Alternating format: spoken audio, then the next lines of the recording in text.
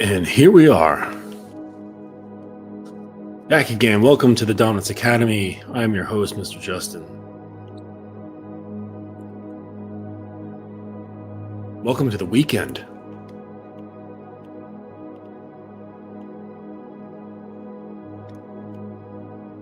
Had a very busy day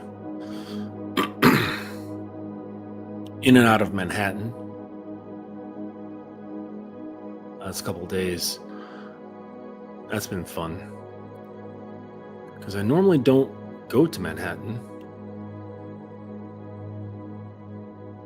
It's quite lively, but I've got a chill sort of vibe to myself. I enjoy more peaceful surroundings. In fact, I'm looking forward to when I can leave New York in a couple of years. Well, a few more years, just a few.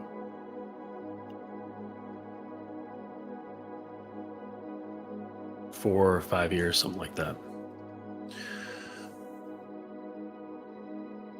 And then I can just come here and visit and enjoy it. Because it's funny, when you're in if you're in a city, a lot of the residents don't really enjoy the city that they live in, which is really interesting. I've never been to the Statue of Liberty. I've lived here for 20 some odd years, and I have yet to go to the Statue of Liberty. I've been to the Empire State Building, but that's just because, back when I was an illustrator, I was just working from home, and I just had my kids and their friends and taking them on city adventures. But if it wasn't for them, I wouldn't have seen the Statue or the Empire State Building either.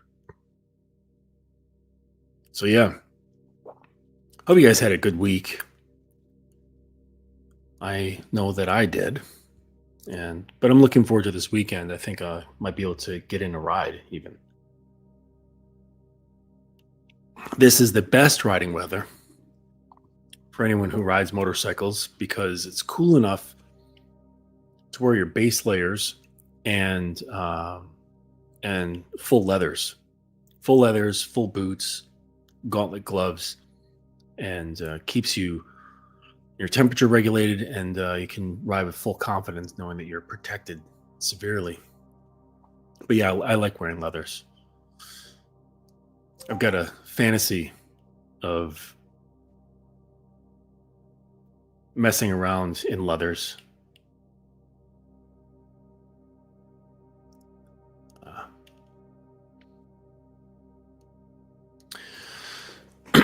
Two people with their leathers on and creaking and squeaking. Just a kink of mine. But anyways, I hope you guys are having a good weekend planned for yourselves ahead. Do something fun. If you're with a woman, make sure you spank her at least once. They enjoy that shit. Yeah, I had a friend of mine try it out, and he was like, "Holy shit, Justin." He's like, "I spanked my wife for the first time." He's like, her attitude changed like 180 degrees. Like, yeah, man. It's magical. Yeah, I mean, provided they love you and respect you, and there's good sexual chemistry between the two of you. It can move mountains. It can move absolute mountains. So I'm just looking for here it is. I wrote this little dialogue about making girls melt. And so if my moon is listening, she's going to hear it again. I gave her the test run. And I decided, I told you guys that I'm doing Patreon, but I decided not to. Because I figured, fuck, I've already got my own website. Why bother with somebody else's site to host my shit? So, and I think I'm gonna just go the way of audios, just audio recordings. And you don't need to be just staring at my mug talking. You can do other shit while listening. So this is good.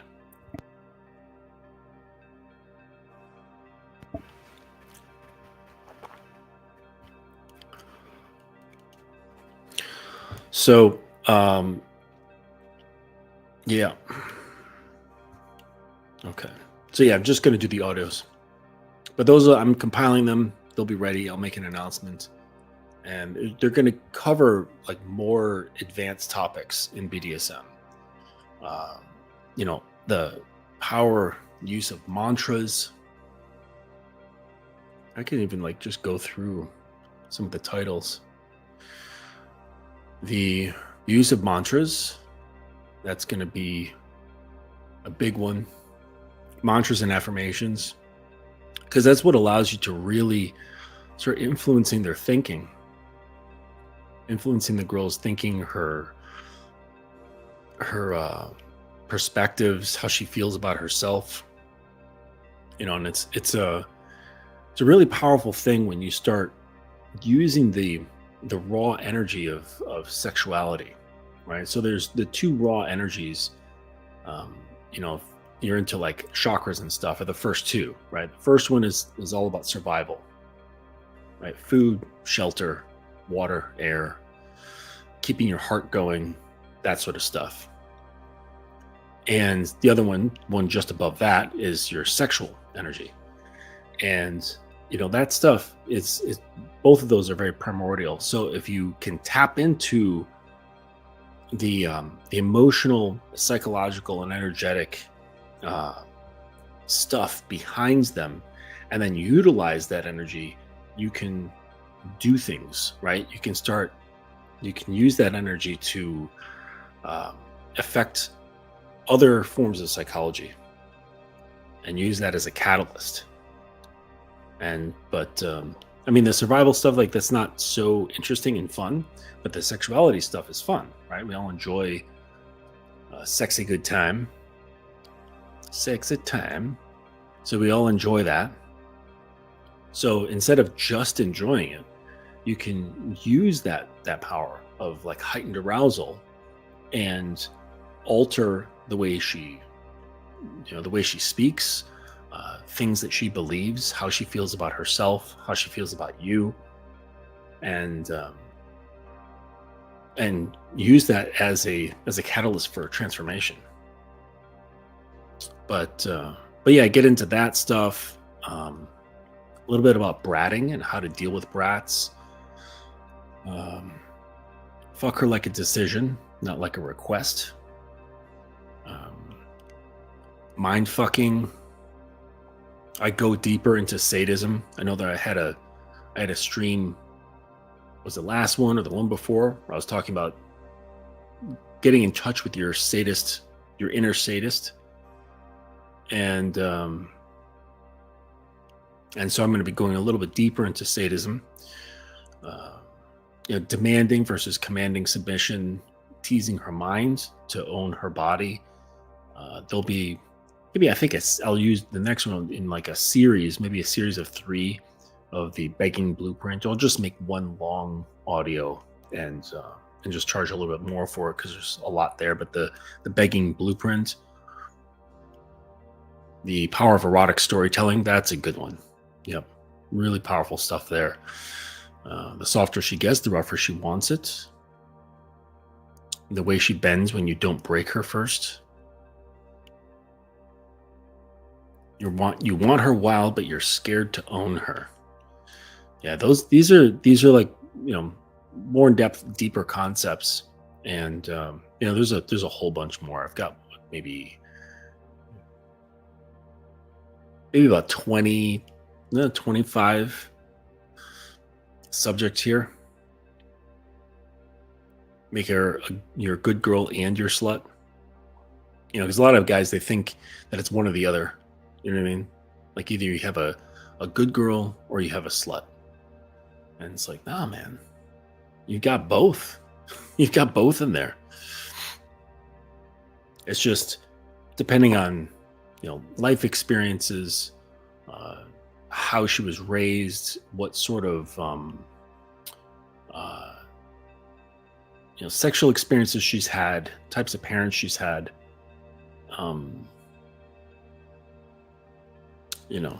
Excuse me just one second.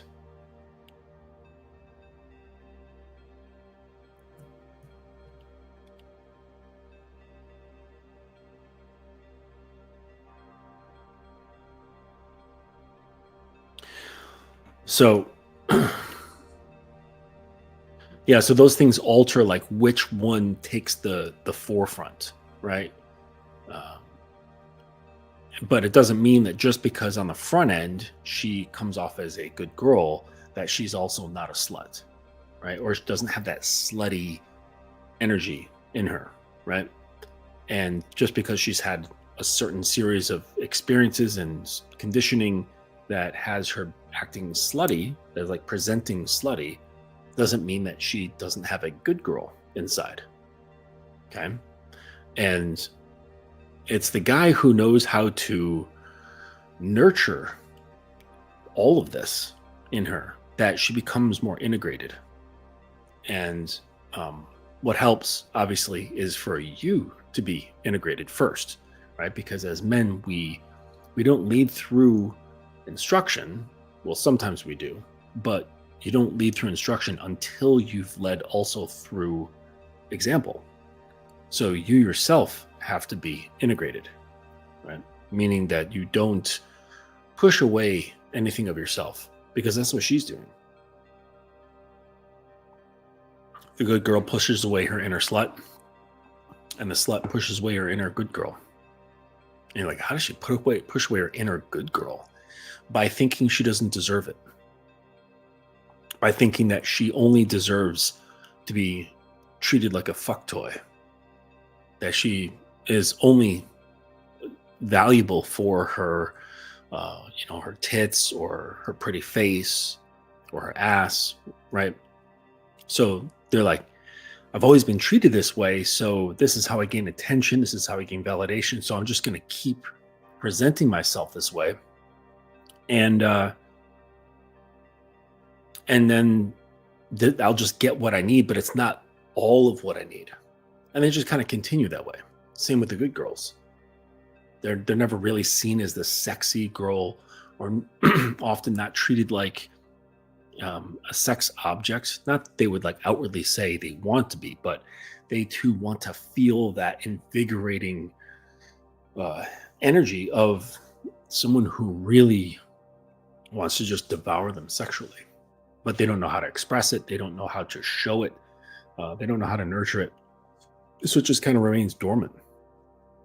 And so this is like for pretty much all girls. They all have this. So yeah, thank you for posting this. If anybody has any questions, go for it. Okay. Question: should I slow burn a work associate for 6 months till I leave to avoid work complications? Yes. I think that's an obvious. You don't fuck with your work, even if it's because you don't want, like, even though you're leaving, you don't want to have anything go down that could possibly make its way to your next employer. So, but slow burns are the best burns. Yeah. I know a number of my associates, I fuck with the Real Game No Theory guys, and I know Locario is very much into just like, hey, if you want to fuck, like, let's go, let's make it happen right away.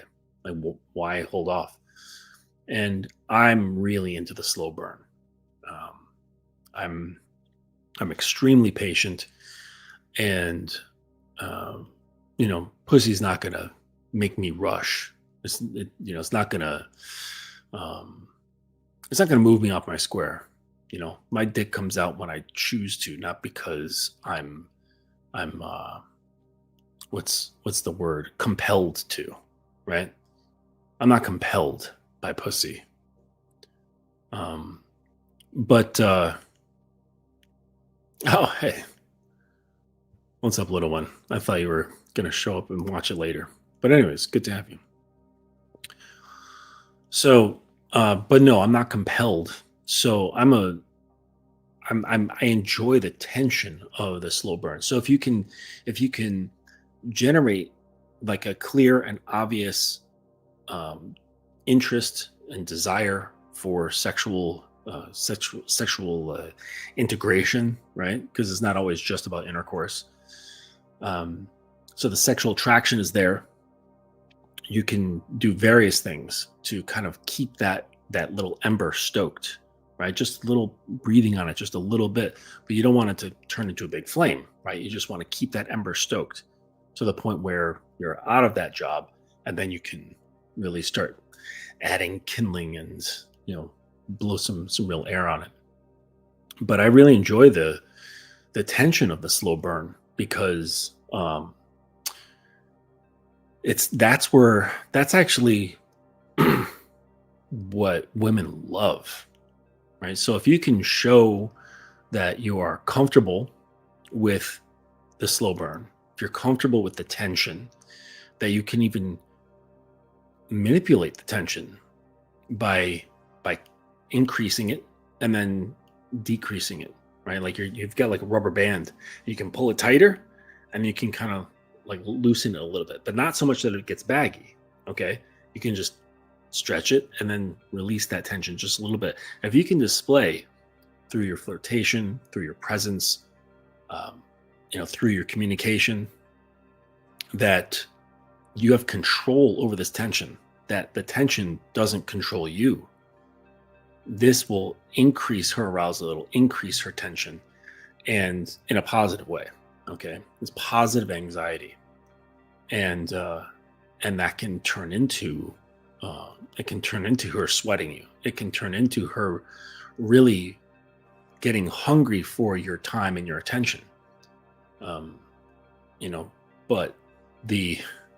what's interesting is that the more skilled you are with this, the more responsibility you have with their desire. I mean, unless you are just like, morally neutral or morally corrupt. And if you don't give a shit, like whatever, you know what I mean? Confirmed. Yes. This girl's a glutton for tension. Not attention, but tension. So yeah, don't confuse that either. Don't confuse tension with attention, because sometimes less attention creates tension, which I'm sure a lot of guys know this. Uncle Guns, thank you once again for posting my links. Guys, go check out the website. I actually reformatted everything, so it's a lot like more organized, cleaner. And so check that out, thedominance.academy.com. Schedule your free call. And so if you can show her that you are very comfortable with the tension and you can be creative with it by creating this ebb and flow, this basically says to her, like, even if you're not good in bed, like it says to her, like, oh shit, like this guy is probably good at bed because he understands frequency, tension, amplitude, like, make things harder, softer, louder, faster, slower. And when you can show that in some way, she starts dreaming, because that's what girls do. Like a classic example is like, a girl sees a cute guy and she's like, ooh, look at him. And if she, takes a liking to him, she'll start dreaming up all sorts of stuff. She's like, oh, I wonder what being his girlfriend would be like. Oh, what's his last name? What would my name sound like with his last name? I wonder what our kids would look like. Where would we vacation? Oh, our house might look like this. And they start just dreaming of like, oh, I wonder if fucking would be like this. Oh, I bet he's this kind of guy in bed. None of it could be true, right? Everything could be completely off the mark, but they go off into this fantasy land. Okay. And it's actually a thing that humans do. Our brains are geared for filling in gaps, which is why we can read comic books, right?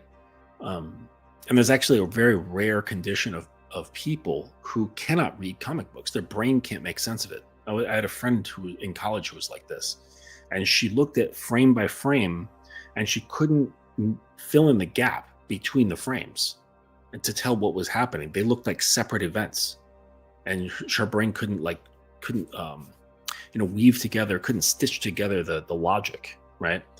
So, but our brains are typically wired for this. So you give her a little bit, you give her just enough to get that wheel turning, And then she'll grab a hold of that fucking handle, especially if there's attraction there. And she'll just start churning and churning and churning. She'll spinning that fucking wheel up, and then it'll start a flywheel in her head, and she will go off. She'll go off. And if she's got a good imagination, which a lot of girls have, because they have a very well-developed internal world, who knows where it goes, right? And if you're good with your words, if you're good with your own imagination, you can then start guiding where those mental pictures go, and and inadvertently guiding how she feels when she thinks about you, right? And this is really the power of touching a woman without actually laying hands on her, where you start touching how she feels, right? And that can translate to her body. And she can literally start like waking up her pussy. It can literally start like moving, jumping, nipples getting harder, skin getting, raised, more aware. Maybe face becomes flushed.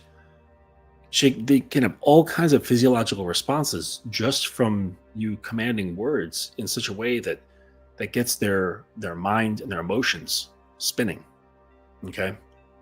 And so then after you leave that job and you actually get to the time of touch, that's going to have so much built up tension that just like, walking up and just holding her hand is going to be something so incredibly electric. Like, let's say prior you'd never even touched before, you know what I mean? Just kind of at work, you just kind of see each other, but that's the first touch ever. That's going to be like just as potent as a kiss, and an actual kiss is going to be fucking through the roof, right? Fucking her is going to be, out of the solar system. Her orgasms are going to be out of the galaxy. It's the tension. It amplifies things. All right. And then when it comes to physical, you can continue with this. You don't have to just kind of like fall into physical. It's like, okay, it's here now. We can touch each other. So let's just kind of like fall into it. Right. You can do that, of course, but you can just continue playing with that tension that she believes that you are mastered in, because that's what they love. Like, sure, women really like their orgasms. They absolutely do. Okay. I'm sure they're amazing, but they really relish the tension. They love it because that's where there's so much flexibility and storytelling, and like it can go in so many directions. It can wrap in all of their emotions in one, like just one big stew. And so you can even just play with it even more. Like, I remember I was meeting up with this one girl, and there was that built tension, and we had made plans to meet up and have a drink, and we sit down at the table, right? And we're talking, and we still haven't touched yet, right? I'm not the type to like meet a stranger and like, oh, hey, like hugs and like give him a kiss on the cheek. Like, I'm not that guy, right? Which actually increases the tension because she's like used to dudes like wanting to touch immediately. Those guys with like the Kino, the pickup artist Kino shit. So, but I don't do that, right? You're a stranger. I'm not going to impose my body on you just because that's the socially acceptable thing to do. All right. But I also know that fucks with them even more. And so we sit down, we're enjoying our wine, and she had her hand on the table, and I deliberately, like, without breaking eye contact, not looking down at my hand or her hand, I moved my hand out from my lap and I placed it on the table, and I placed it down centimeters from touching her hand. Like, it was so close, probably millimeters, so close that you could feel the heat in between our hands. but I placed it down purposely that close. And I know that she was aware of it because her mind was like, oh, he's going to touch my hand. And then I'm like, he didn't touch my hand, but it's so close. I can feel him. And I just purposely did that. I set that there to make a point, right? To make a point like I'm in control here and you're going to feel what I want you to feel. Right? Because of course, it wasn't no, it was she knows that it was no accident. I didn't whoopsie my hands that close to her hand, right? So that tells her like I purposely did this to give her that tension. So I'm speaking all these things to her, which just increased her tension, her arousal, and all that stuff. Plus, the whole time, just we're talking and there's solid eye contact the entire time. So you can prolong this, okay? Even like after you touch, you can be very slow, okay? Agonizingly slow if you want. And she's gonna want you to just like just rip my fucking clothes off already. You're like, no, I'm gonna take my time. I'm in no rush. Why are you rushing? You got someplace to be?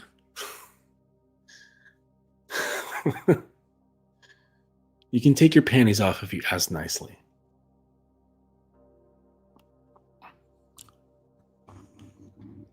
But yeah, you can always play with tension. However, you have to be sensitive to the breaking point. Okay, because if you fuck with tension too much and pull that rubber band too taut, it has the danger of snapping. All right. And what I mean by that is that you can kill the mood. All right. You've caused too much tension. And because you're kind of like veering her away. But if it gets too far away, it goes like beyond the tipping point. And then she goes past the point of no return. And emotionally, you don't want her to do that. Obviously, you don't want her to kind of be like F, like her emotions go like fuck it. It's not like a conscious thing, but it's like a breaking of that tension because you pushed it too far. Okay, like almost like if you ever played with a cat. Okay, and I use these analogies a lot. But if you have like a dancing cat toy on a stick, if you play with too fast, like they might fuck with you for a little while, but once they realize that you're too fast for them, they're gonna be like, I'm over it. And they'll just go walk off somewhere. Like they will lose interest completely. And on the opposite end, if you let the cat get the toy right away, they'll grab it, they'll bite it, they'll kick it with their back feet. It's so funny when they do that. Why do they do that? Like they take their two back feet and go like this. It's so funny. But anyways, so yeah, if you let them get the toy right away, they also lose interest. Okay, like they'll be into it for a few seconds and then they're like, all right, it's done. Okay, so they like to have that middle ground where there's like an ebb and flow of tension and release, and this is why, like, if you see them with a mouse or something like that, they like it when the mouse runs a little and they'll grab it. They won't fuck it up. They'll just kind of like fuck it up just a little bit. And then the mouse is like limping. And then they're like, no, come on, run faster, and like hit it. So it flies across the floor and then they'll chase after it. Right. So they like that middle ground. Right. And so pussycats, just like pussies, they like that middle ground. They like that feeling, that edge of burn, of almost cracking from release, from wanting to release.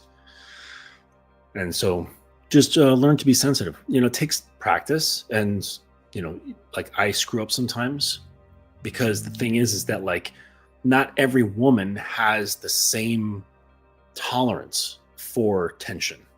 All right, some women are much lower and some women are much higher. And sometimes you'll be too low, or sometimes you'll be too high, and that's just the way it is. Okay, you can't, as an artist, you can't go through life making only perfect paintings. Like, I've made so many, countless shitty drawings and paintings. Awful. Absolutely awful. They've been destroyed. Okay. And but that's just the way it goes, right? You have to go beyond your limits sometimes to find out, you know, what you're missing in skill, what you weren't paying attention to. There's a whole bunch of stuff. You know, so that's important. So, yeah. What do you got here? Hey, she's moving from ego to vulnerability and surrender. Well, that's good. That's good. Yeah. I mean, it's even better if that's achieved through without touching her. You know, if you can move a woman to feeling that comfortable, right? Because basically what you're talking about is trust, right? Moving from ego and vulnerability and surrender, that can't happen without trust. So if that's happening and she trusts you and she's and you haven't touched her yet, right? Sexually speaking, then that's fantastic, right? The thing is that you have to maintain that. And you know, what I'm always preaching here at the Academy is that the best way is to have your own sexual impulses under control. You have to control your sexual impulses, because when you do, it doesn't like turn them off. You know what I mean? Like, if you're not impotent, it's always there. Okay. But it makes room for you to think better. It makes you like think clearer. And when you can think more clearly, then you can lead better. You can guide better. You can feel things out better, like within her, like those subtle things that are going on in her. You can envision and connect with her mind more. Okay. So that you can guide that and influence that easier. And then it also opens up your creativity, right? It's very hard to be creative when you're super horny and you really want to fuck. All right. It's much easier when you have these things under control. And then at that point you can really create, gosh, like the sky's the limit. Like really, it just comes down to what you can think of. And that's the cool part, right? Because, you know, like the tiny corner of, as exciting as they are, the tiny corner of orgasms, right? It's like the tip of a pyramid. Okay. Yes, it's at the top. Okay. But that triangle is very small, right? The base of the pyramid is so much wider, the footprint. Granted, it's not at the top, but there's so much more room there. Okay. And so that means you've got a lot more flexibility, a lot more control, right? A lot more choices. So,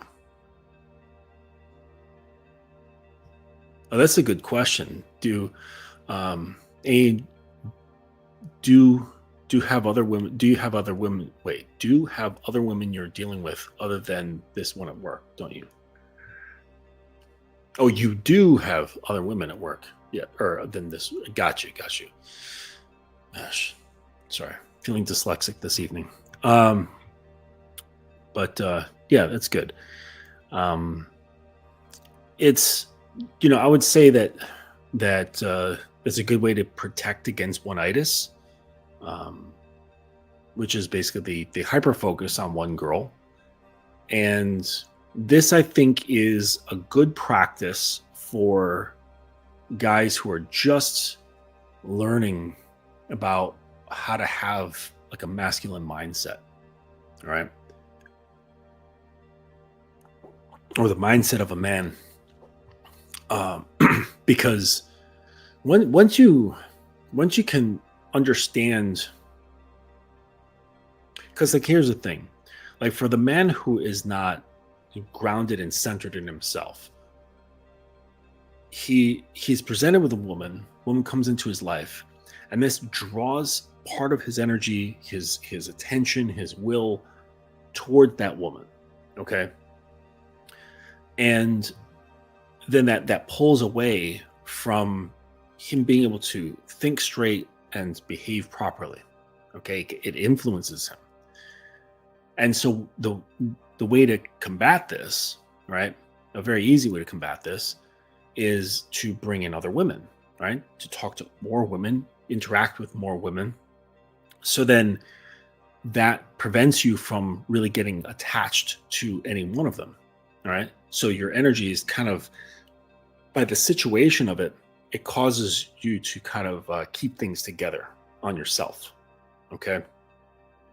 And so in doing that, it teaches your mind how to do this. Right. So really the mechanism is coming from you, right? This whole notion of being able to not get into this type of attachment, not getting into one-itis, not having the woman's anything about her really influence how you think, how you feel, what your perceptions, your beliefs are, any of that stuff. And so that's what it teaches you. It teaches you to tap into the thing that's already existing in you. Once you learn that, you don't necessarily need more than one woman to kind of keep yourself from doing this. Okay. Once your mind has learned this habit or learned this skill, then you're like, oh, okay, I know how to control myself. And then it becomes kind of second nature, where you don't really have to resist anything. You just get comfortable being centered, unmoved, and relaxed. And the more centered, unmoved, and relaxed you are, well, shit, like basically everything with respect to women becomes easier, like exponentially easier. It's amazing how easy women are when you're really not worried about them at all. Like it's only when you're thinking about them, trying to figure them out, wondering what they're doing, what this or that means, and that's when, because your sense of self gets fractured, right? And it splinters and going in all these different directions. And this unsettles you. It's not a good feeling, right? And guys get caught up in that. They can get obsessive over one girl. And they just, it becomes destructive by just pulling you so far off your square. And if you do this long enough, this becomes you consider normal. And like, oh, this is just normal. This is just like what happens when guys interact with girls. And then they'll talk to other guys who also experience certain things that are similar. And next thing you know, you've got fucking bullshit like red pill nonsense where they're all kind of sharing the same sort of dysfunctional relationship with themselves as it relates to women. It's silly, right? So really, because like when men get around, like we don't really, like we talk about the fun that we have. We talk about our ideas. We talk about other shit than women. You know what I mean? Like if it does come up, then it's more so like just kind of sharing notes of like what you are doing, what your plans are, that sort of stuff. Like I like talking to other doms, to get like ideas on how to play with tension, right? Because that's where the fucking gold is. Oh my gosh, it's so good. Like I feel like a vampire when it comes to tension. Yeah, absolutely. So what are we talking about tonight? Melting. Yeah, not the bad kind of melting. Not melting witches, but melting bitches. Yeah, I hope you like my new rhyming banner. If she's on her knees, she should say please. And you guys just let any girl suck your dick. That's no good. Right? Just because she wants to doesn't mean that she gets to. You know what I'm saying? Make sure that she says at least please.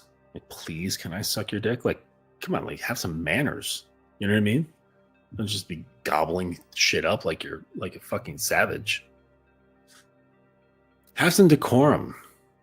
Have some class. Please, sir. Please, sir, may I suck your dick? Right?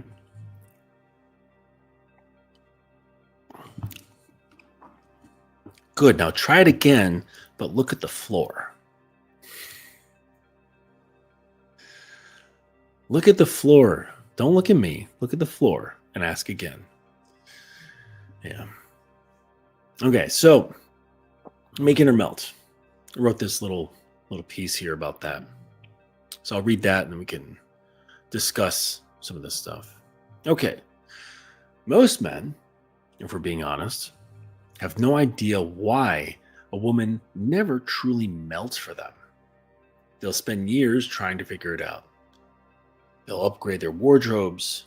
They'll hit the gym harder, build broader shoulders, learn tricks from YouTube, or push for some endurance in bed. They believe that if they stack up enough man points in strength or skill, and somehow magically the woman will finally collapse into their arms in total surrender. But this is misleading. A woman doesn't surrender because of your muscle mass. She doesn't let go because of your techniques. She doesn't give you her deepest yes because you have a nice car. She surrenders when she feels safe in your presence. And this is where most men go blind, because we confuse niceness with safety. We think if we're polite, if we ask permission for every step, if we never raise our voice or impose ourselves, then surely she will feel secure. But women don't equate safety with softness from us. They equate safety with solidity, with unshakability, with the lived experience that you can handle their full spectrum, their moods, their storms, their fire, without collapsing. So let's underline the psychological foundation here. Women don't resist because they're stubborn. They resist because they've been conditioned not to trust. Not to trust men with their hearts, not to trust men with their bodies, not to trust men with their truth. So think about it. Every woman you meet has had her trust tested by careless words, by broken promises, by men, including her father, who wanted to, by men in the past, like including her father, men she's dated, who wanted the pleasure of her body, but not the weight of her vulnerability. That history lives inside her. It's imprinted on her nervous system. So when she encounters you, she's not just encountering you, she's encountering every echo of her past. If she doesn't trust that you can hold her without breaking her, you'll never experience the real surrender. Instead, you'll get what I call the polite performance. She'll kiss you when you lean in. She'll agree to sex when you initiate. She'll say yes when you ask. But it's not that yes. Not the yes that comes from her bones, from the parts of her that no logic can reach. That yes says, I don't care what happens next. Just take me. That's the yes that many men are starving for. And until you understand what creates it, you'll never feel what it's like to awaken the wild side of a woman. Now let's separate out two worlds, nice and safe. They're not the same. Nice is surface level. Safe is structural. Safe means you're a man who is unshakable. What does that look like in practice? It means you don't crumble when she tests you. It means you can take her sharp words without folding. It means you can stand in your own center with such gravity that her body finally says, this man won't break because of me. Notice this isn't about overpowering. It's not about domination by force. It's about showing her, moment after moment, that you are steady, that you can hold tension without panicking. See, this is a different type of being good with tension. That you can stay rooted when she is in her storm. The trick is you can't be steady with the intention of winning her over.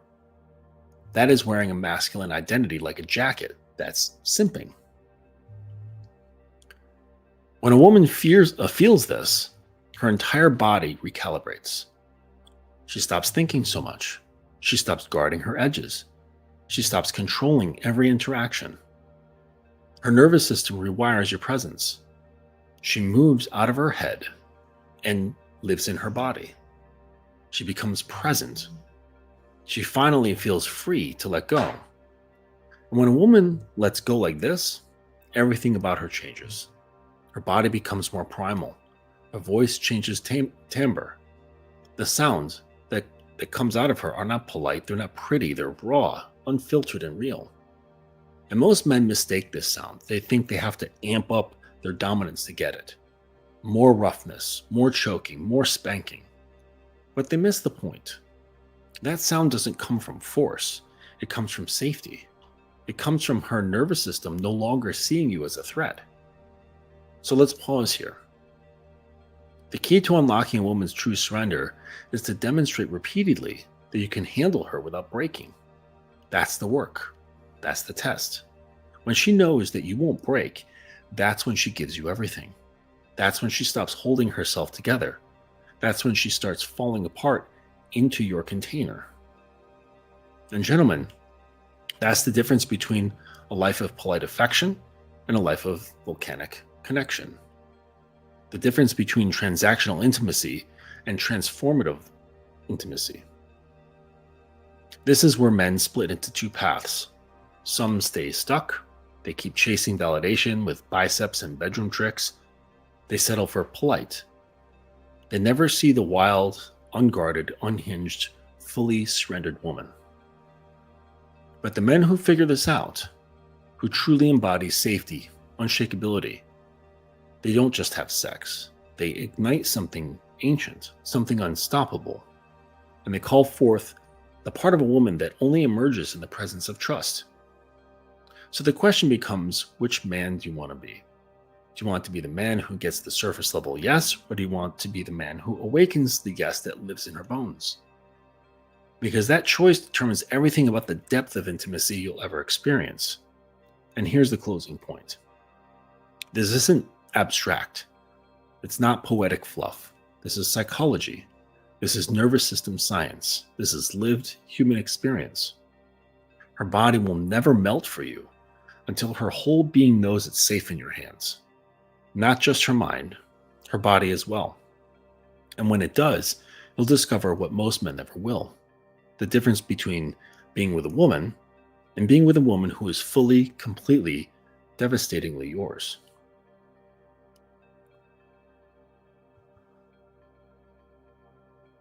So that's my bit about melting women.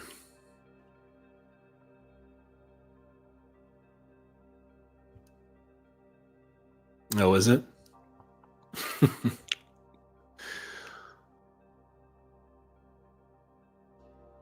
Yes. Where was I? Yeah, I mean, I know this sounds, I dress it up with extra words, makes it sound cooler. But this isn't theoretical stuff, right? And the thing is that, when the trust and vulnerability is there, you don't really need the extra stuff. But I like it. You don't need the spanking and the rope and the toys and the the shocking tools and all kinds of like fun stuff. Okay, you don't need that really. Okay, because what you're after is already present, which is the trust, her letting everything down, all right, and becoming free.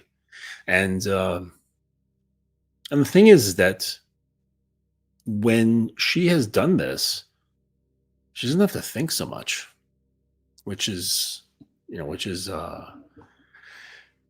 I think a huge relief for lots of girls, right? I know my moon here doesn't think so much when she's around me. Because I mentioned, in other streams, like girls, their brains are constantly going. And it's like layers. It's layers of this stuff. So it's machines upon machines, like always spinning up. So it's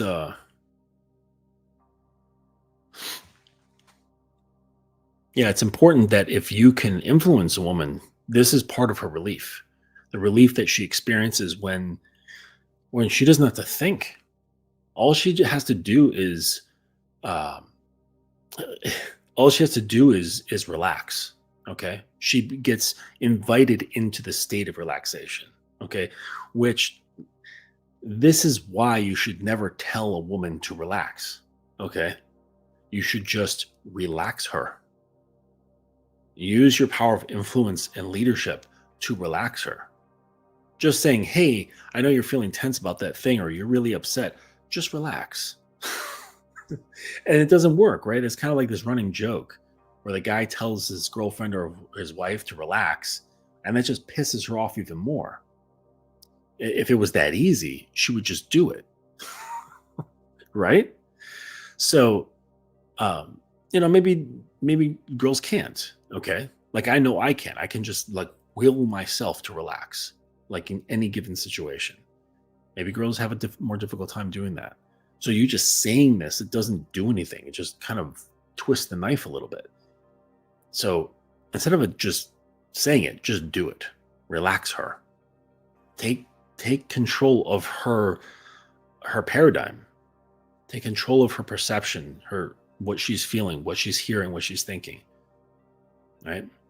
And not through force, but through like corralling, right? That's how it should be dealt with. But yeah, I mean they're fantastic when they're not thinking. And I don't mean that in a completely misogynistic way, but they're just pleasant, because all that thinking creates tension, and not the good kind of tension. It creates stiffness of the mind. Okay, creates stiffness inside, like inside the chest. Okay, when you have a lot of thoughts spinning up, kind of brings tension in the chest, and this prevents her from moving freely. All right. So a good thing to do is, if there is a girl who's regular in your life, you're having like regular interactions, is to, over time, build the association of talking to, messaging, spending time with you equates to good feelings, relaxation, arousal. Okay. All of these things that are about releasing, letting go. All right. And it doesn't have to be overt. Okay. But what encourages this, okay, is you acting the exact opposite. The exact opposite of her.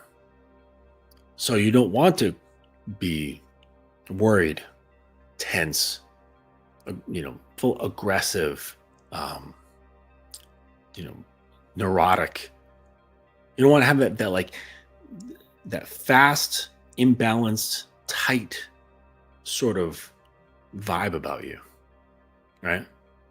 And like, fuck girls, right? That should just be a healthy position for a man, period, whether he's alone or not.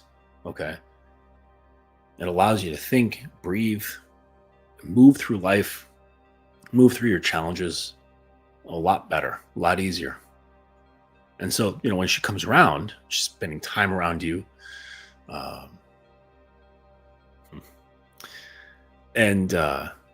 Spending time around you, it's absolutely picked up on.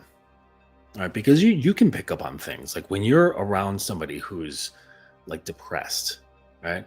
Or there's tension inside them, but you don't quite know, and you're like, hey, like what's wrong? Because you can read something, but you don't know exactly what it is.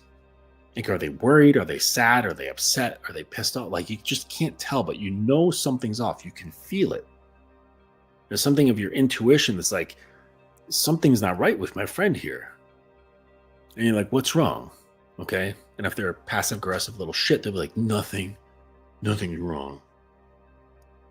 Thus pulling your energy in. You're like, no, tell me, right? Siphoning energy from you. I always tell those people, all right, cool. I'm going to go do something fun.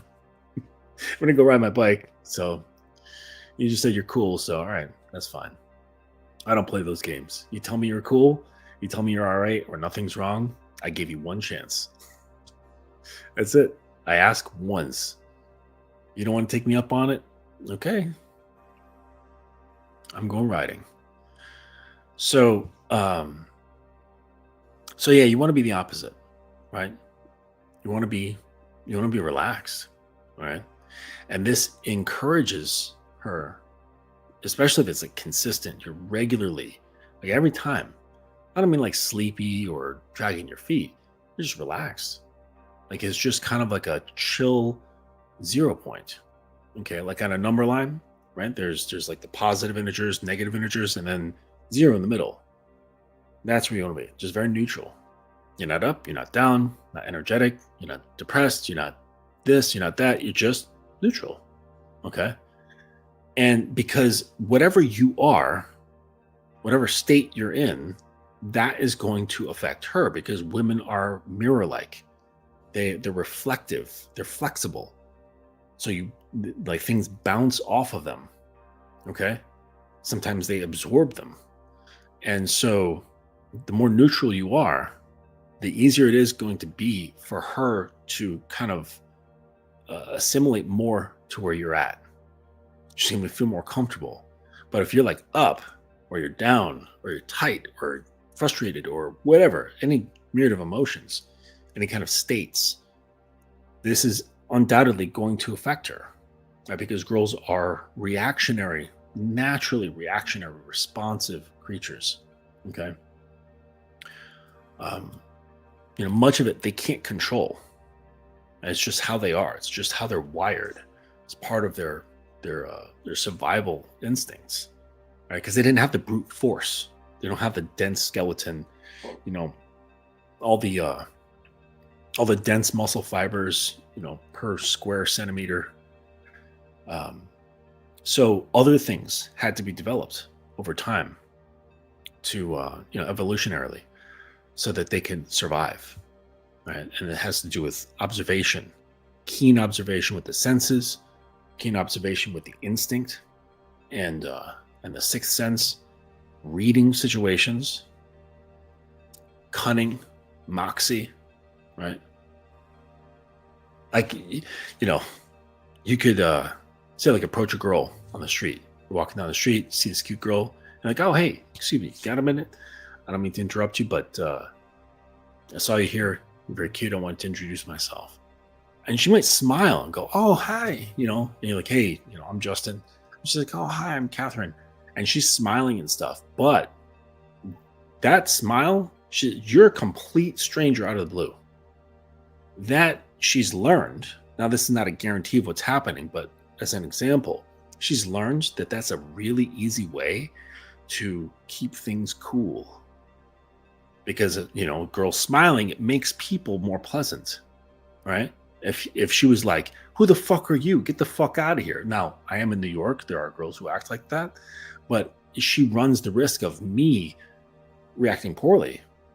And I could, get violent with her, either verbally, physically, or whatever. So girls have learned just through that's the social presence and understanding cues and reading people. And it's like, oh, hey, if I just like put out just a little bit of charm, it softens men.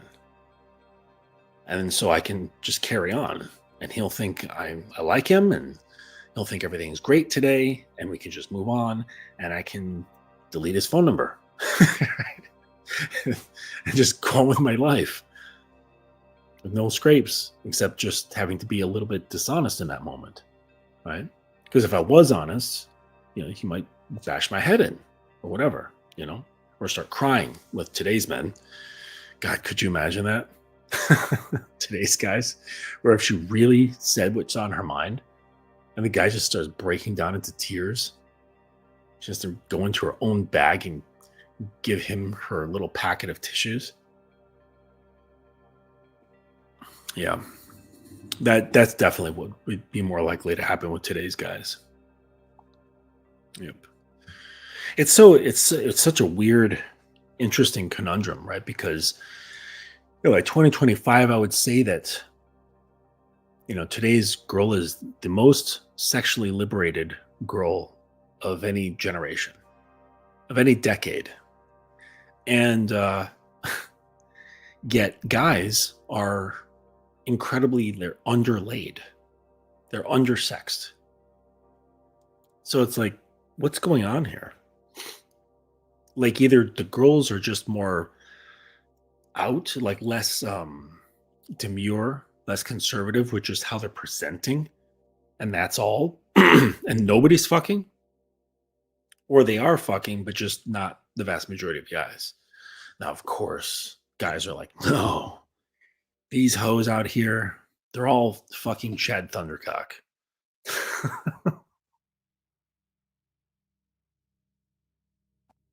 Yeah. They all believe that they're just standing in line to get the Chad Thundercock's dick. That's what most guys believe women are doing. But I don't think they're doing that. I really don't. I don't think there's as many women getting laid as most guys think. Um, I go out and I like being out in my city, and I'll go to restaurants, I'll go to bars, and I primarily see girls out. I don't see them out with men. There'll be tables, laughing, bottles of wine. It's all girls. None of them are out with men. And this is New York City. That's the crazy part. What do we got here?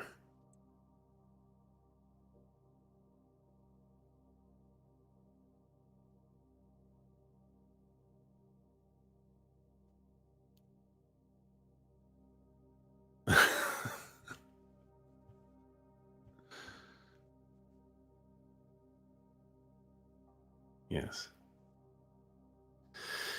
Okay. But yeah, it's astounding. But I really do think that guys should really trust themselves more.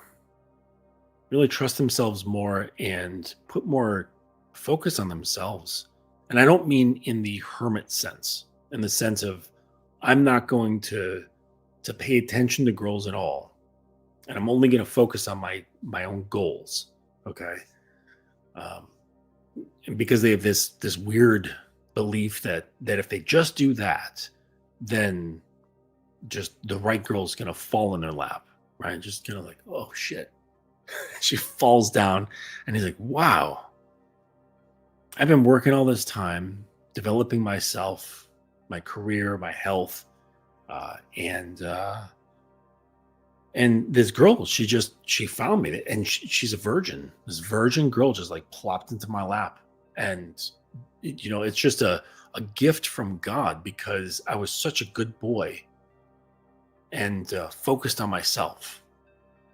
I watched all my red pill videos. I said my red pill prayers, and God granted me with a virgin. It's crazy.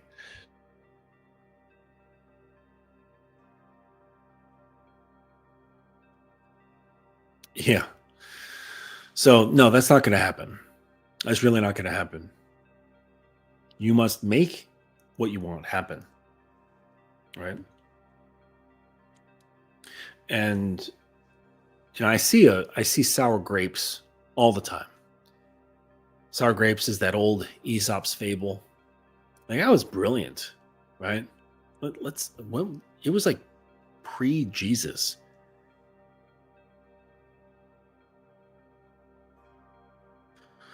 When was he?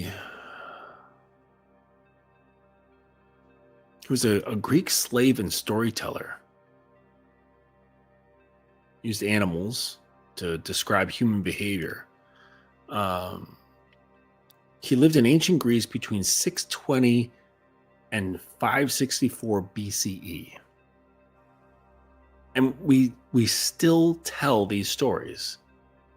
Like, he's the one who came up with the tortoise and the hare, right? Everybody knows that one. But the one I'm referencing is the fox and the grapes. And there's the wolf in sheep's clothing, the goose that laid the golden eggs, and there's lots of them. But But yeah, the sour grapes, that's what I see amongst guys today.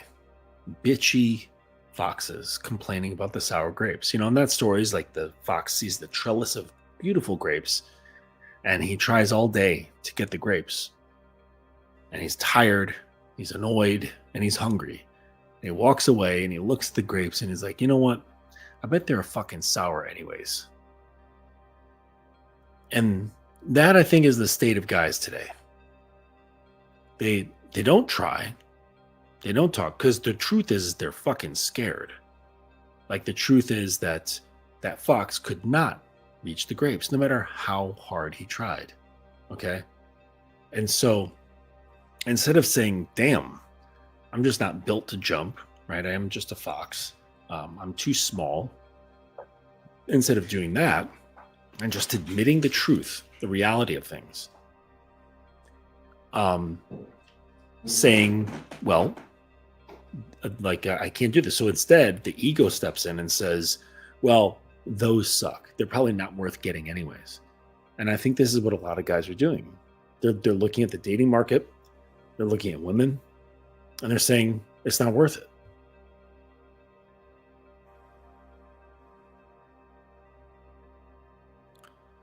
They're saying it's not worth it. They're saying, well, they're all hoes. None of them are worth marrying. They're all just, riding the cock carousel, or whatever the fucking new red pill terms are for disliking women that they can't get or never talk to. And because that's the safest position, right? That protects their ego from rejection. And they've been so conditioned, so utterly conditioned to listen. Because they spend a lot of the time listening. You're listening right now. And so much time is spent conditioning the mind to be more of a listener, right? Instead of a doer and a thinker and a planner and a creator. So much time is spent listening to the thoughts of others. I don't listen to the thoughts of others very much. I actually spend some time listening to my own thoughts. Like I'll go back and listen to my own recordings. I know some people don't do that, but I listen to my own shows. Because I like them. I like them more than a lot of the stuff that's out there. So I just, whatever, that's other people's thoughts. Like whatever. Maybe if somebody recommends something, but other than that, like I don't go like seeking out, right? Because you have to protect your mind. Because it forms the basis for what you do. It forms a basis for how you think and the choices that you make. And it's hugely important. So you can easily sit there and debase women. You can denounce them, say that they're not worth it. But the reality is that that's what you want. You would absolutely want them in your life. Okay. But you've got these phrases like, the juice isn't worth the squeeze, like that sort of thing. And I don't think they're squeezing it all. So how would you know what the value of the squeeze is? It doesn't make sense. You have to have squeezed a lot to know the value of the squeeze to determine whether the juice is worth it.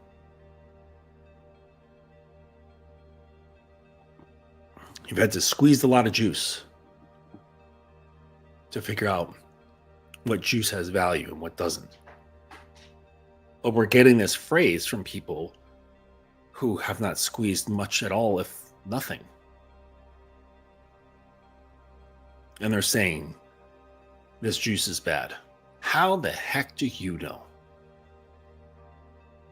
When's the last time you even spoke with a girl that wasn't like, I don't know, online? Like just actual, like face to face. Like you could like smell her hair. like from conversational distance. I don't mean like sniffing it up close, like a creep, but you know what I'm saying. You can pick up the scent of her hair. Probably a long time for a lot of dudes. I was talking to this guy in Clubhouse, which is rare. Now I just mostly listen, but I don't engage much. But I was talking to this one dude. It's a small room, and it was a dating room. And the guy said he hadn't been on a date, like in a like physical, interested, romantic setting in 2 years. He hadn't touched a woman in 2 years. They're just touching. Hasn't touched a woman in 2 years. And I think that sort of thing, I think it does something to a person's mind. This is why in prison, you know, if you're really bad, they just put you in a box. They put you in solitary confinement. And that's one of the worst punishments. Just be in this little box with a toilet and a bed frame. And that's it. No windows, no sunlight, no voices, maybe a little trap door to put some water and food through. And that's it. That's the highlight of your day when the trap door opens. You know, so isolation is a very potent punishment. You know, it's actually something that I don't really condone. You know, if you're going to use it sparingly, right? I mean, like I'm talking about like in DS contexts, right? It's not my most favored form of consequence to use, but it's effective and should only be used very, very sparingly. You know, for the reasons that I described, because of the impact of solitary confinement, right? Because the thing is that submissives, generally speaking, in my experience, maybe it's just the type of submissives that are drawn to me, but is that they yearn for that solid base that they can rest on. And because their internal world is well, it can be chaotic, it can be very soupy, it can be very unstable. Doesn't mean they're crazy, but just it's not as stable as the way like a man's like internal grounding can be. And so when they come into you and they're now resting on your stability, like your emotional and psychological stability, if you are to remove that for whatever reason, it's incredibly devastating. Very devastating. I would have to ask her, but I did this with Little Moon before, and just once, maybe twice, once. I know definitely once. And it was just for a couple of days. And I know it was absolutely devastating for her. Right. And it was for a good reason. I didn't do it haphazardly. It was for a set period of time. And it was to make a very serious point.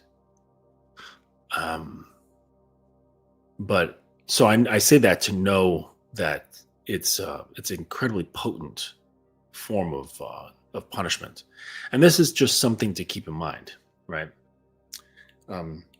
It's for the same reason why people get so burned by being ghosted, right? It's just having someone drop you, and it's the sense of like being forgotten, being discarded, okay?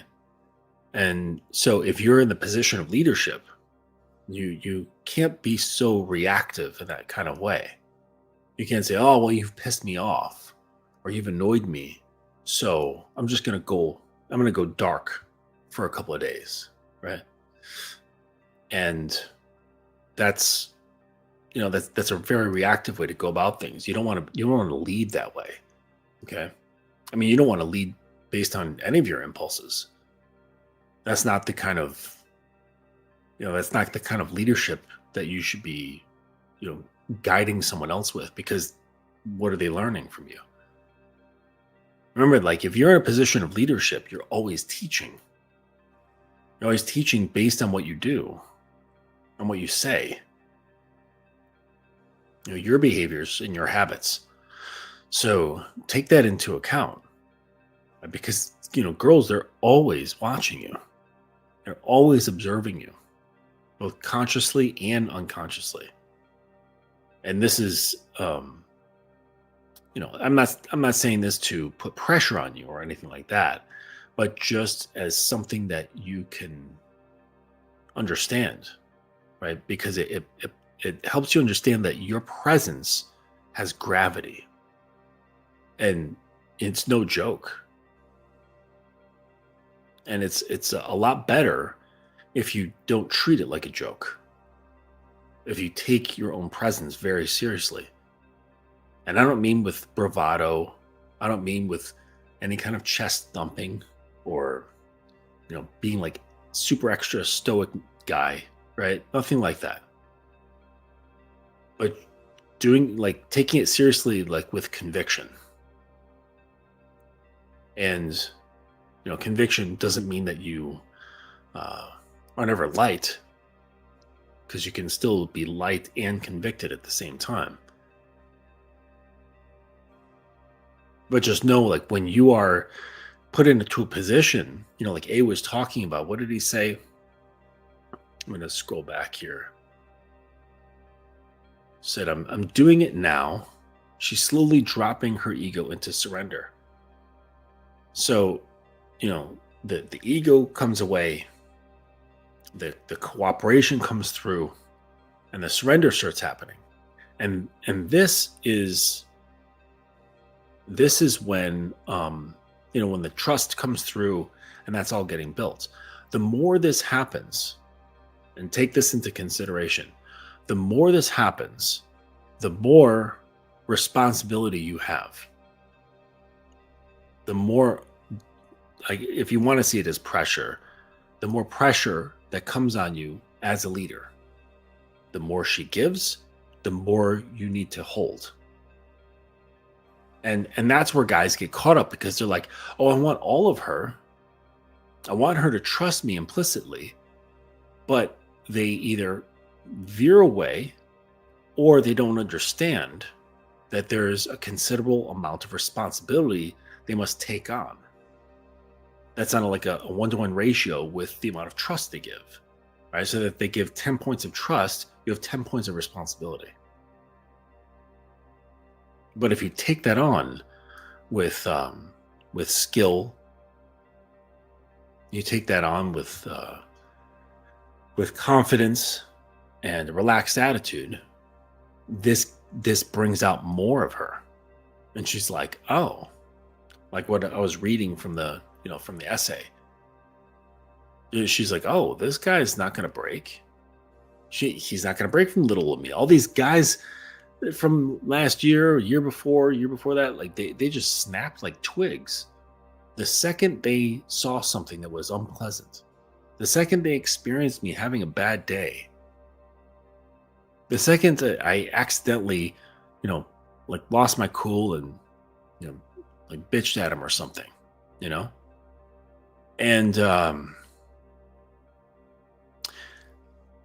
and like all these guys just snapped.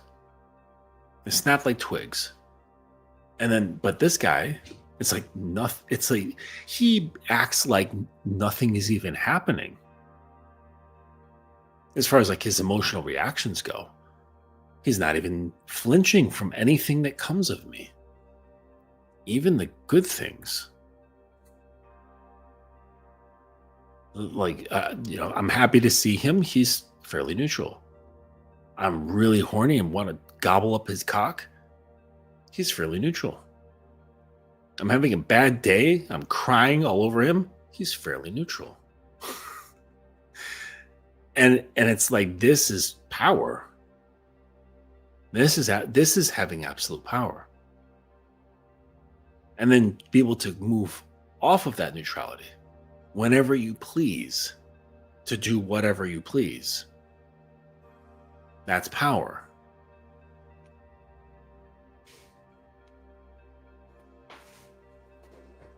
Yep. What's up, James? Hey, James, I thought you said last time that that you had signed up for a consultation. I think you said, like, I just did it and I didn't see anything pop up. But if you like, the links are available.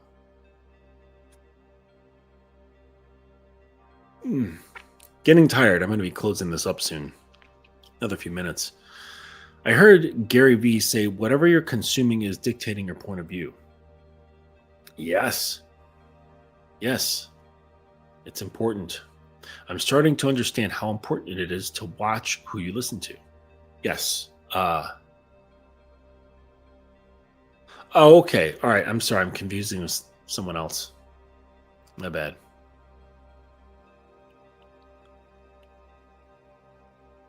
Did we? Did it come up as James? I didn't have a James in my list here.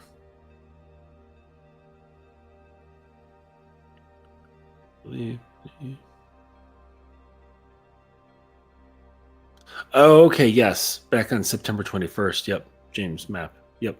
Got you. Sorry. I was thinking it was much later. My bad. That was a more recent one. But anyways, yes. You really have to pay attention. Really have to pay attention to what comes in. It's just like any other diet. You know what I mean? Like, if you eat like shit, you're going to feel like shit. You're going to look like shit. If you listen to things that are like, basically donuts for your brain, then you're going to think like shit. You're going to talk like shit. You're going to behave like shit. Like, I've not met like awesome fucking dudes who were completely inundated with red pill nonsense. I have not.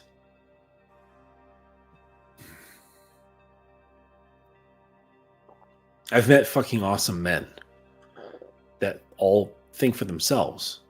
They come up with their own viewpoints of themselves, their own viewpoints of the world, their own viewpoints of intersectional dynamics. They do not rely on the viewpoints of others. Why would you? Like, that to me says you aren't forming enough experiences of your own.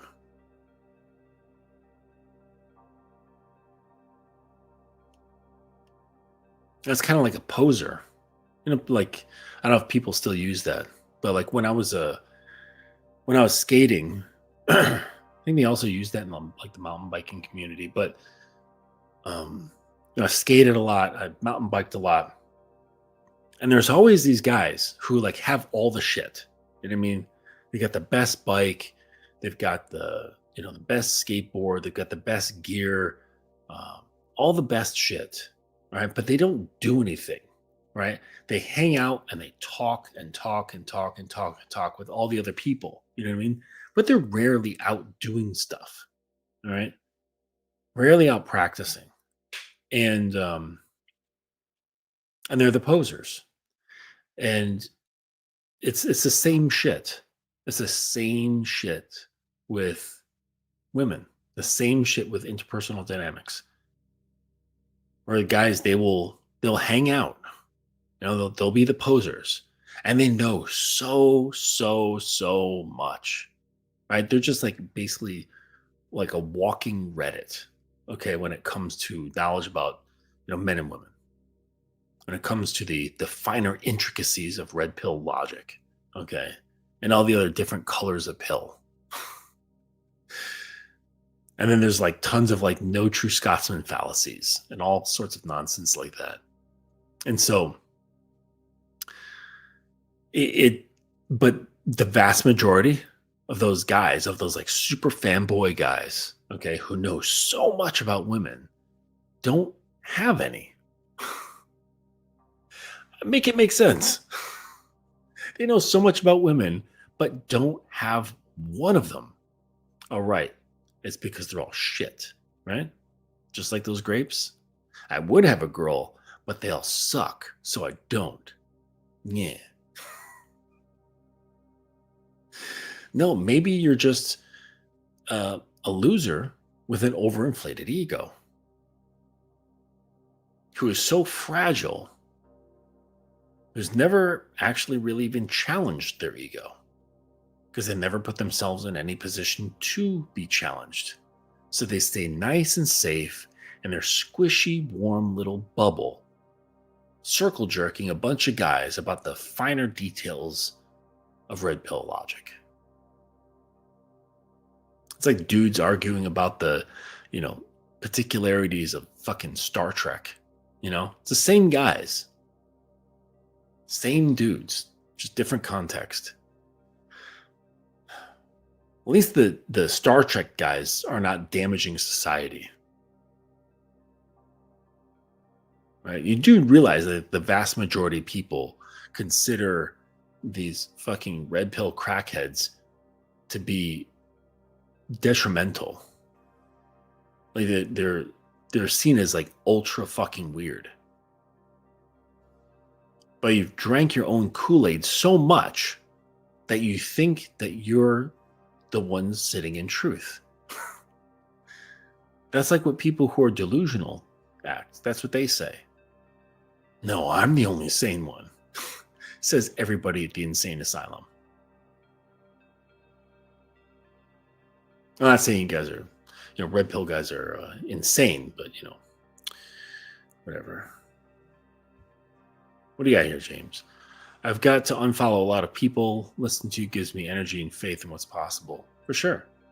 Oh, yeah, that's the other thing. A lot of it's fucking depressive. Depressive nonsense.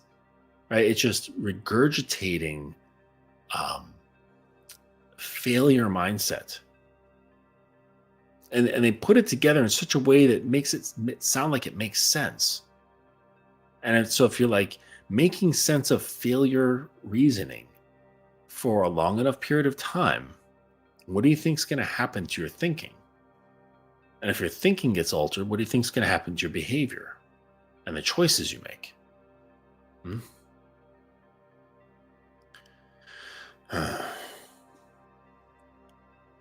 I don't like having that kind of influence over my mind, my choices. There's enough influences over my mind and choices. I don't have to sit here and feed it to myself on YouTube, right? It's kind of difficult because on one hand, there's a lot of truth, but in a weird way, it affects my energy and I often feel overwhelmed and stuck. Yes, right? Because it's overload, okay? It's not truth. Like I said, these guys are saying things that sound good, but is this regurgitated info that you can find on a dozen other places, or is this from lived experience of their own?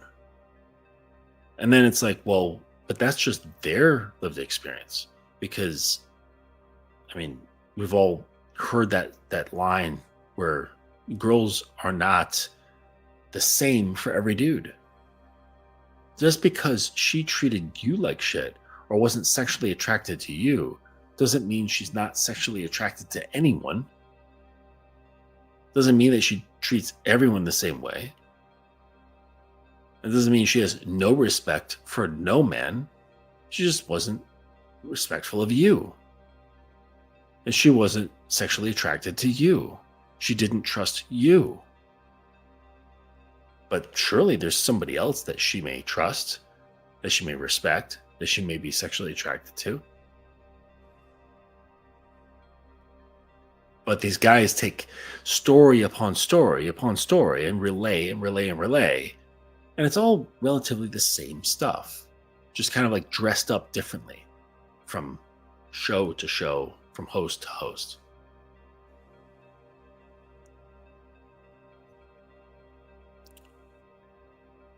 Well, because that's all it is. Red pill is not offensive, it's defensive.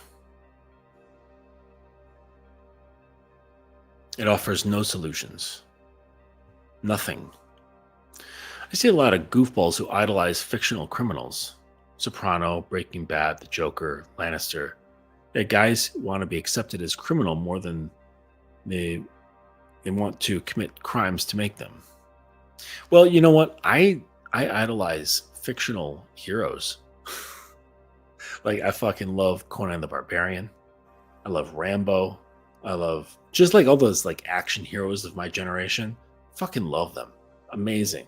I'm so glad I grew up seeing shit like Dutch, like Schwarzenegger's Dutch from Predator, Rocky, like Die Hard. What else is there? RoboCop, He-Man, James Bond. Like I said, Conan the Barbarian. Like, just fucking rock solid, awesome heroes. There's no like bullshit about them. And it's like every kid wanted to be like these guys. Every kid is, man, I would love to be just that awesome fucking hero. And everybody likes, they save the day.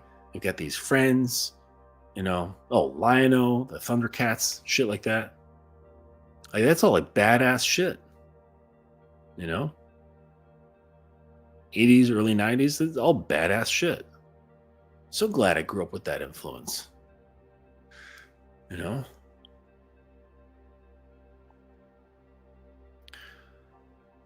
Now these kids are growing up with it's just wacky stuff. Nothing that simple. But anyways, Top Gun, Sopranos. But yeah, you're right though. A lot of idolizing fictional criminals.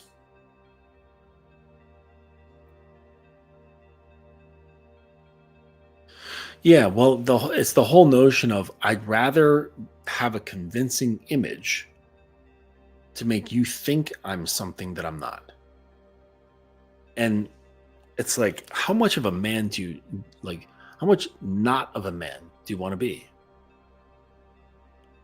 Because this whole path is about integrity and authenticity. Is doing your best to show up in this world with the least amount of lies.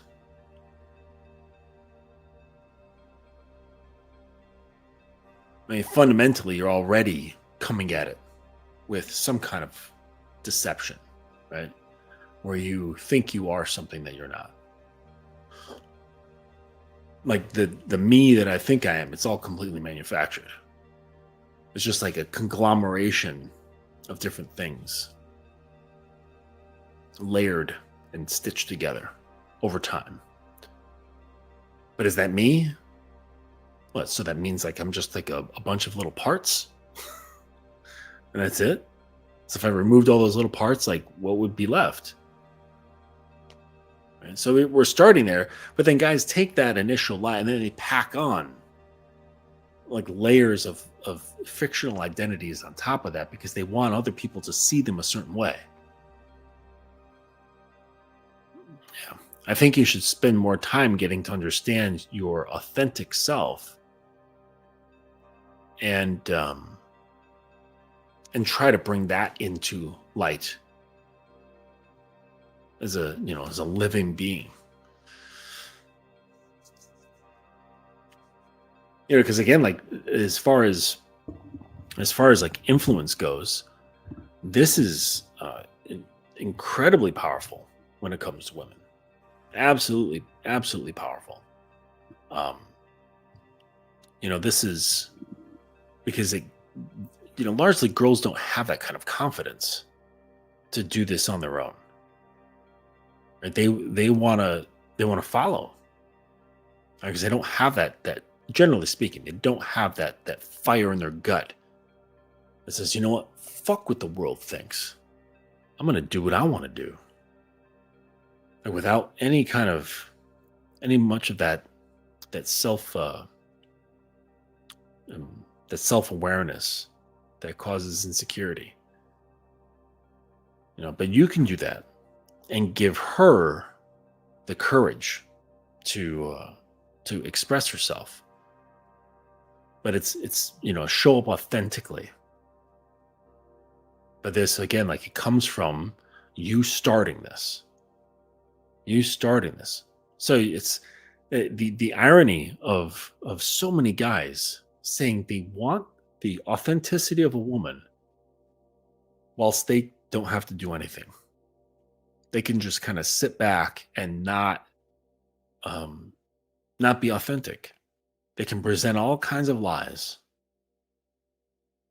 and think, oh boy, she slept with me, so she must be interested in me. She must like me. Oh yeah, she's into me. She sucked my dick last night. It's like, no, that doesn't mean she's into you. When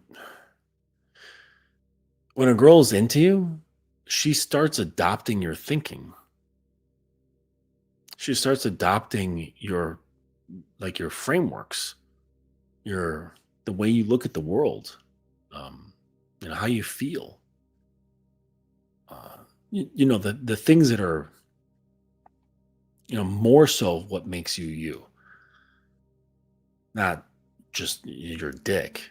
You know what I'm saying? Because I was talking to Little Moon earlier today. She had said something, and I was like, it's not about like what you do. It's not about how you show up, like how you present, because the fact of the matter is that, your body is going to get old. Things are going to stop working, and your knees are going to give out. Like, she's not going to be able to kneel forever. You know what I'm saying? Your dick's not going to be able to get hard forever. No one stays beautiful forever. So that can't really be, that's all fun. You know what I mean? That's not really what brings about what really moves things, what really creates those, what do you guys say? That pair bonding. That's all internal. It's about it's about your states of being. And this can't be brought about by your surface level shit. Okay. I mean, I'm not disregarding. It's all fun. I love a nice body on a woman. Love that shit. Nice big squishy tits, right? Smacking some ass. But the thing is that all that stuff goes away, right? There's also, you can be sick, you can get injured.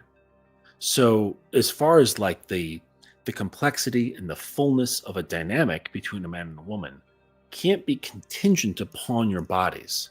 It can be contingent upon what you do. It has everything to do with what is unseen and what sort of bonds you create there. What if you live on the other sides of the planet? What if you have to move for whatever reason and now you're fucking 8,000 miles away? Just that, oh no, dynamic's gone. If you can't deal with this in just communication alone, then did you ever really have a dynamic? If you need your body involved in order to maintain the bond, do you really have anything? Because what happens when you get old? What happens if you get sick? What happens if you get injured? Just poof, the dynamic is gone? It's that weak? And this is because the world of connecting with women is inside them. And that's where you should be learning to influence. That's where you should be learning to connect. Right? She can't come into you, right? Because women are not penetrative. They don't penetrate. You can. You can absolutely penetrate them. And it doesn't have to be fast. In fact, when it is fast, it often doesn't work well. It reminds me of Dune, when they had those force fields around them, right? The Atreides, they had the thing on their belt. And I actually liked it better in the 80s version, where it was like this holographic, very geometric armor that was around them. I mean, it was the best they could do at the time, but I actually think it looked pretty cool. I don't like the shimmering, like mostly clear thing that they have now, like in the newer Dune movies. But the idea was that this armor could deflect things that are moving quickly. Bullets, fast sword strikes. But if you took a dagger and you slowly moved it forward, it would just go right through the shield and you could kill the person. So that meant you had to be very strategic about how you fought in close quarters combat. You'd have to do a lot of distraction to then use a blade without them noticing and slowly kill them with it, right? But this is how women's armor is. When you move in fast, a lot of times it activates that armor and bounces right off. But if you move slowly, it can pierce right through. And men can do this, women cannot. So you have to learn how to penetrate a woman. And if the only way you know how is your dick, well, you are severely limited. You're coming at this with, one leg and both of your arms tied behind your back. And you're trying to win. You can't win a kicking contest with one leg. So you're going to have to untie yourself and learn how to penetrate without even touching her. All right. I'm going to look at these last two and then I'm going to close this up. We rarely idolize the heroes nowadays. It's like we think the heroes are simps and nice guys. In some ways, yes. In some ways, no. Yeah. But, that's always been, I think, part of the whole hero's journey, right? If you look at heroes from ancient stories, the Greeks and so on, sometimes they're a little bit simpish, right? They would do heroic things for a woman. Like that one girl, I forget her name, but she died. And then, excuse me. And then her lover, he wanted her back so bad. He made this perilous journey into the underworld to get her back. And, that's, what story was that? What was that story?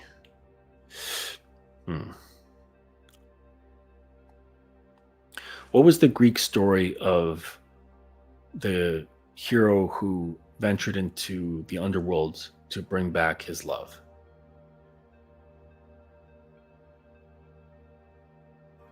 Oh, Orpheus and Eurydice. Yeah, he was a legendary musician and poet whose songs could charm animals, trees, and even stones. And his wife, Eurydice, died.